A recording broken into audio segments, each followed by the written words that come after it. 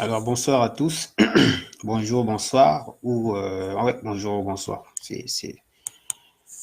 C'est bon pour ces deux termes-là. Bon, la monarchie gabonaise, la monarchisation du Gabon. La monarchisation du Gabon. La monarchisation du Gabon vient d'être confirmée. Je crois que chacun de nous devrait commencer à prendre ses responsabilités en tant que Gabonais. Nous avons assisté hier à un pseudo conseil des ministres avec la création d'un poste de euh, coordinateur général des affaires présidentielles. Coordinateur général des affaires présidentielles avec pour mission, la mission du coordinateur en question, c'est quoi? C'est de gérer toutes les affaires de l'État et de ne rendre compte qu'au président de la République et de veiller à la stricte application de ces mesures. Donc, vous voyez déjà que à travers ce poste, on confirme en fait tout ce que nous avons toujours su en réalité. Ça confirme en fait tout ce que nous avons toujours craint en réalité, c'est-à-dire la monarchisation du Gabon, l'accaparement du pouvoir exécutif ou le pouvoir politique ou le pouvoir totalement, le pouvoir total du Gabon par une famille, par un clan, par une bande de copains et copines, par des individus qui n'ont ni attache avec le Gabon, ni nationalité gabonaise, ni origine gabonaise, qui n'ont même pas la volonté de développer ou de construire quelque chose avec le Gabon. Pour la simple raison que ils ont plus d'attache avec l'Angleterre, avec Londres, avec la France, avec les États-Unis, avec le Maroc, qu'avec le Gabon. Donc, quand j'ai vu ce papa-là, ce monsieur Anissem Boumboum Yakou, qui est aussi lui un fils héritier, venir lire cette déclaration, j'ai eu honte. Moi, en tant que Gabonais, j'ai eu honte. J'ai la vingtaine aussi, comme Noureddine. Mais comment un gamin de 28 ans ou 27 ans va devenir non élu par personne, va devenir le coordinateur général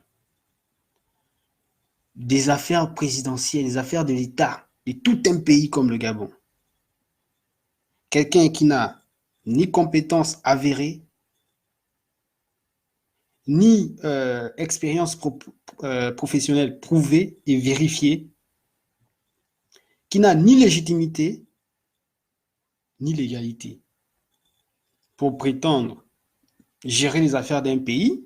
Il faut au moins déjà avoir la légitimité. Le minimum, c'est au moins la légitimité, ou bien même la légalité. Et les compétences, quand même. Ce n'est pas n'importe qui qu'on va venir dire que, bon, sous prétexte que tu serais le fils du directeur ou du président, tu vas gérer les affaires du Gabon. Ça n'a pas de sens. Ça n'a vraiment pas de sens.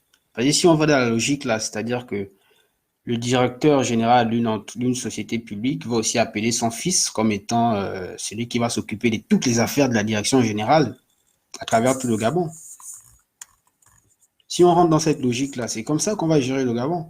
Donc vous voyez que toute cette opération autour de la cruche, bien sûr que je n'excuse pas, c'est une tactique pour endormir les gens. Et c'est la même tactique qui vient de renouveler aujourd'hui à nous balancer des vidéos des pseudo-corps forts qu'ils ont découvert chez la cruche. Ça, c'est leur problème. Nous, on doit être concentré sur cette décision qui est vraiment choquante. Aujourd'hui, j'étais avec des amis et ils m'ont rappelé ça, j'ai eu honte. C'est comme si c'était une punition pour nous d'être Gabonais. C'est une honte. C'est-à-dire que c'est des gens qui n'ont aucune, aucun projet de société pour le Gabon. Ils n'ont aucun projet de société pour le Gabon. Ils n'ont aucune compétence. Ils ne pourront jamais rien apporter de positif au Gabon. C'est une famille, c'est une gangrène, cette famille pour le Gabon. C'est une plaie pour le Gabon. Ces gens, c'est vraiment le malheur du Gabon, c'est cette famille. Cette famille Bongo, c'est vraiment le malheur du Gabon. C'est des gens qui n'ont aucune attache avec le Gabon, qui n'ont aucune idéologie de défendre le Gabon, qui n'ont aucune volonté de défendre le Gabon, qui n'ont aucune compétence. Leur seul objectif, c'est le maintien au pouvoir d'une caste, un véritable cancer qui ronge le Gabon depuis que le Gabon existe. Depuis 2016, depuis 2009, qu'est-ce qu'Ali Bongo a apporté au Gabon? Qu'est-ce qu'il a amené? Qu'est-ce qu'il a amélioré? Les choses sont devenues pires, catastrophiques.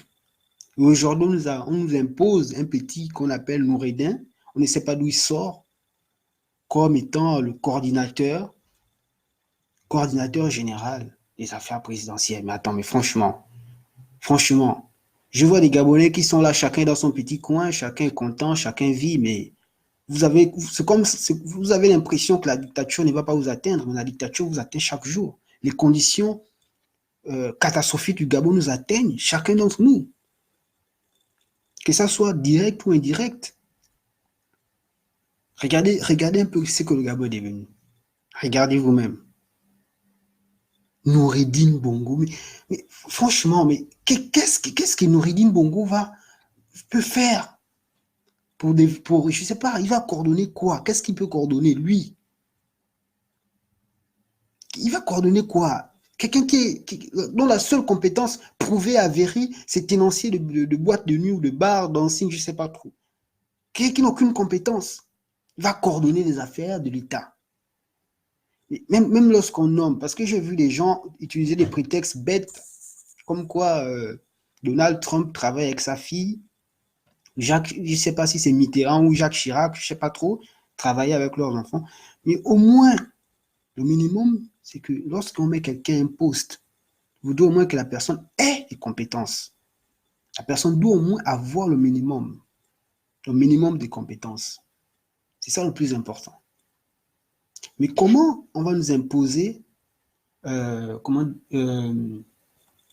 quelqu'un comme sous forme de succession dynastique, quelqu'un qui n'a aucune compétence avérée? La seule compétence, c'est d'avoir géré un bar ou non avoir c'est d'avoir détenu une boîte de nuit ou un bar, je sais pas trop, ou un restaurant. C'est ça la seule compétence. Et de savoir grignoter quelques mots en anglais, parce qu'il a bien sûr vécu en Angleterre à Londres.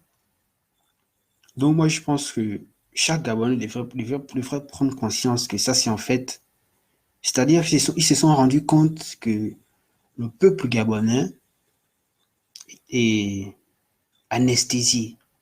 Je ne sais pas s'il faut utiliser ce terme, parce qu'on ne ressent plus la douleur. C'est comme si on ne ressentait plus la douleur. On ne ressent plus la douleur de nos conditions sociales.